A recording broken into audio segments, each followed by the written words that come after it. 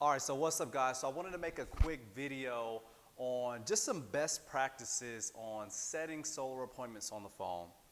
So let's dive straight into it. So number one of the big things that I see with whether it's our guys here at Rebus on the phones or really just solar pros period when they get on the phone is obviously the opener. Without that energy, that excitement, that confidence in that opening statement on the call, we're losing the customer right away, right?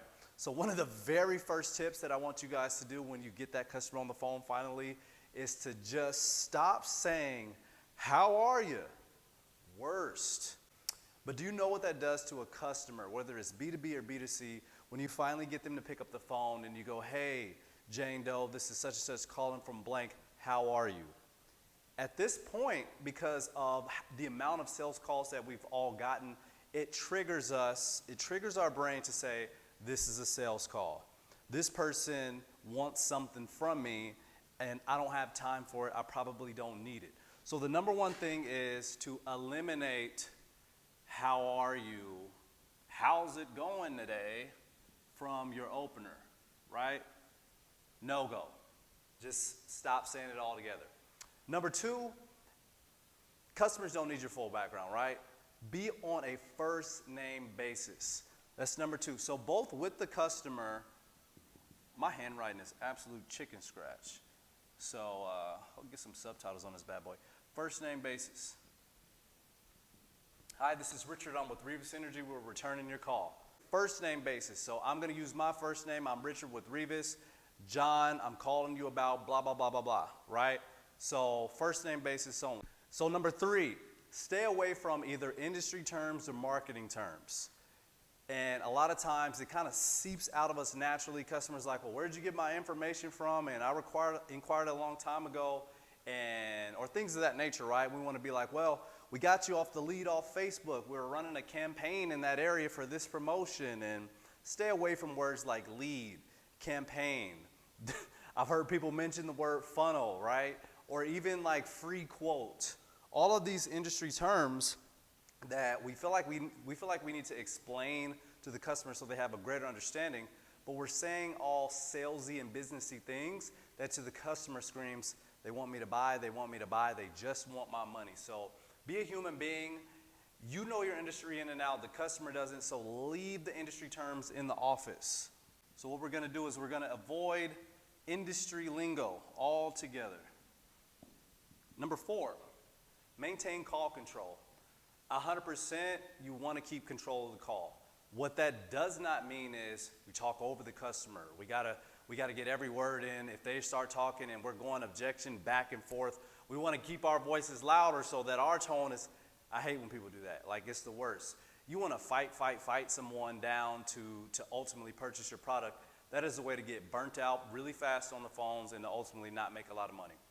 What keeping control of the call really means is every time you answer a question or give information in your pitch, the last thing that you want to end that statement with or that paragraph with is a question. So always end every single thing you say with a question so that you can maintain direction of the call. And then lastly, number five, so 5 quick tips is always agree with the customer. The absolute number one and best way to overcome any objection, which is mostly just a question in a curious form, is to agree with them. "Oh man, I heard, we were interested, but we heard it was really expensive. We heard that, whatever the case may be, we heard that they're running out of rebates." Absolutely, it can be expensive. You're right, Mr. Customer. That is a great question. That's a great statement. I'm glad you said that. Agree. I get really confused when I'm either listening to a call or coaching a salesperson. They're telling me about the things that they went through with the customer, and they're like, "Man, I really abutted all the objections really well." And I'm like, well, that's the point.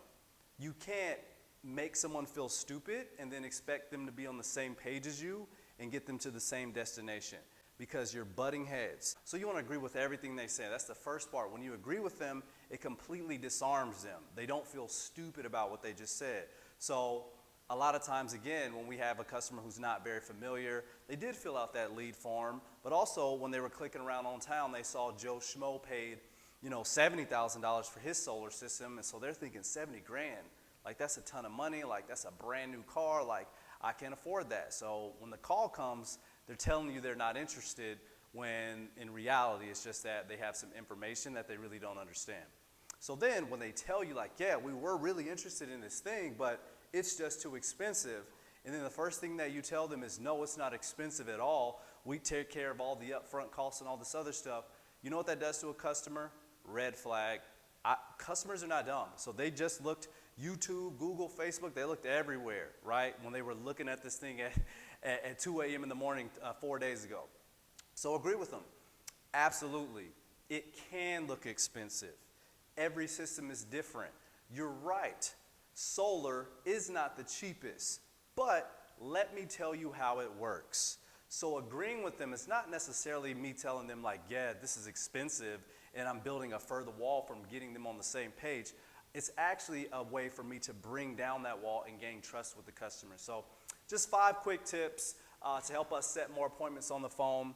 Number 1, again, avoid how are you when they finally pick up the phone. Hey, this is Richard with Revis Energy. How are you today?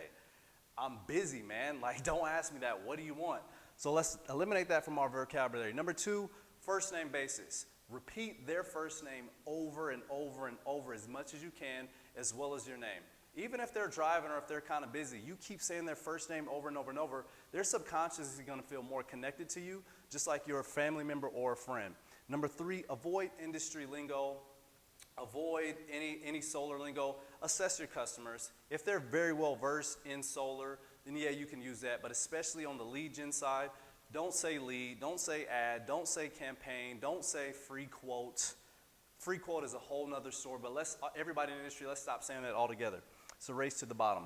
Number 4, always end with the question, right? No matter what you say, if you want to maintain control of the call and you want to maintain the direction of where you're trying to go, the only way to do that is for you to be asking more questions. That doesn't mean that we don't answer the customer's questions. You want to make sure all questions are answered, but after you answer that question, in order for them to get back to your process, you need to end it with a question back. And then number 5, finally, agree. Just agree with whatever their question, comment, or concern is. You're absolutely right. Solar's not for everybody, but let me tell you how it could possibly work out for you if it is a good fit. You're absolutely right. Solar can look expensive. Some people have multiple batteries with their system. Some people have larger ground mount systems. Every situation and system is different. Let me tell you how it could possibly work for you. So bring down the barriers by going with the tide instead of going against the grain, and I promise you'll set a lot more appointments. And those are my 5 tips for today.